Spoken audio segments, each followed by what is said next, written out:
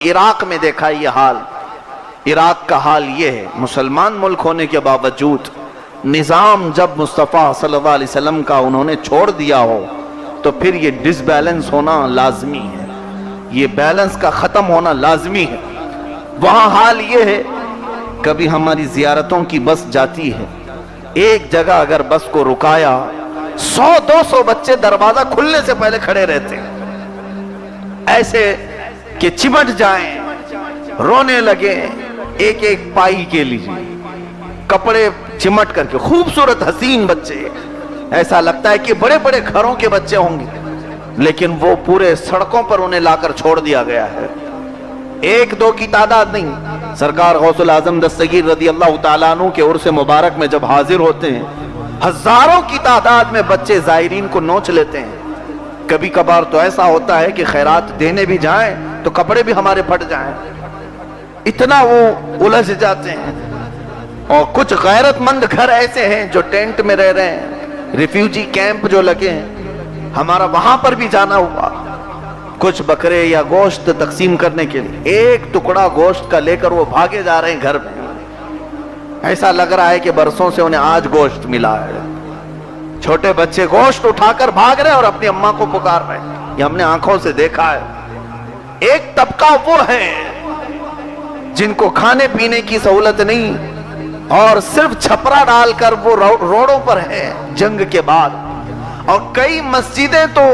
وقف ہو گئی، گھر بن گئے، اب اس میں نماز وہی خاندان والے پڑھ رہے ہیں جن کے گھر ہیں،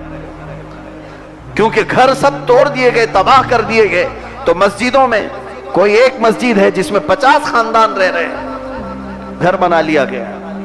ایسی مجبوری ہے ان کی۔ اور ایک طبقہ یہ ہے جن کی طرف دیکھ کر کے ہماری آنکھیں بہہ گئی،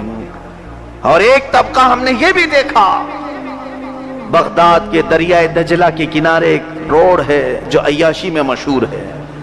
گاڑی وہاں سے گزرتی کیا ہے کہ ننگی لڑکیاں ناچتی ہوئی،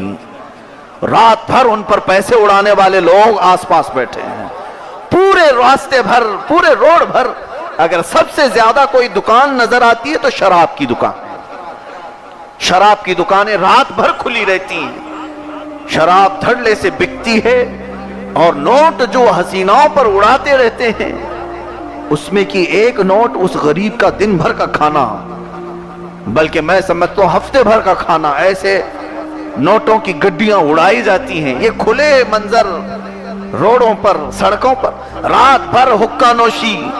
رات بھر کرسیاں لگا کر دریائے دجلہ کے کنارے بیٹھے، یہ امیر زادے ہیں،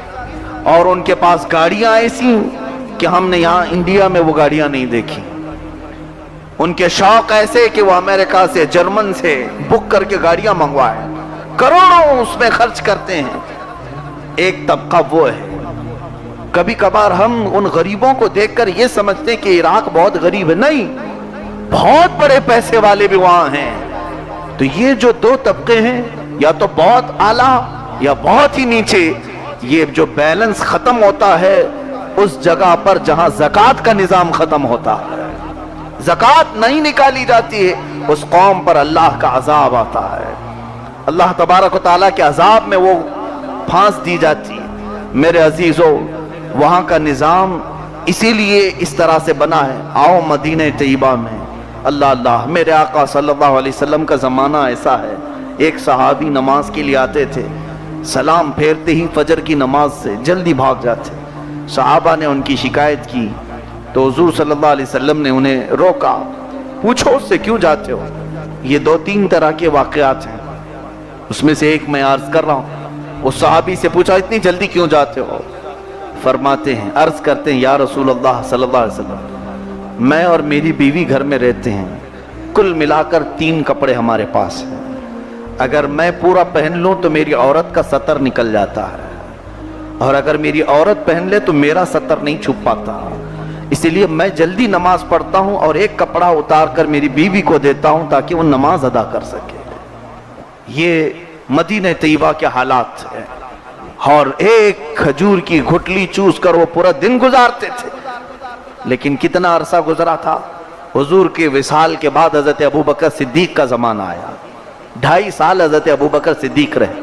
پھر حضرت عمر فاروق رضی اللہ عنہ کا زمانہ آیا، میرے آقا نے نظام شروع کر دیا تھا زکوٰۃ کا. اب وہ نظام جو چلا 5 سال صرف ہوئے. حضرت عمر فاروق کے زمانے خلافت کو ابھی صرف 2.5 سال گزرے تھے. حضور کے وصال کے 5 سال کے بعد